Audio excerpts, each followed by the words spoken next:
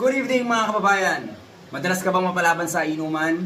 Siyempre, sa buwan na ito, December, magmula ng pagpasok ng December, sigurado, panay inuman tayo niyan.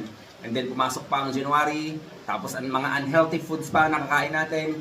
Well, bago masira ang inyong liver, kidney at baga, magkaroon na kayo sana ng prevention. Yung acid guard natin, maganda tong pang depensa sa mga acid, and then doon nga sa alak na lagi natin iniinom. And then kailangan nyo rin ng lunas, maganda rin ng lunas para syempre yung mga nakakain natin ng mga unhealthy foods, yung mga sobrang mantika, ilalabas niya yan, sobrang asukal, ilalabas niya yan, sobrang acid, ilalabas din ng lunas yan. Kaya lagi ko sinasabi sa inyo na napakaganda ng kombinasyon na to.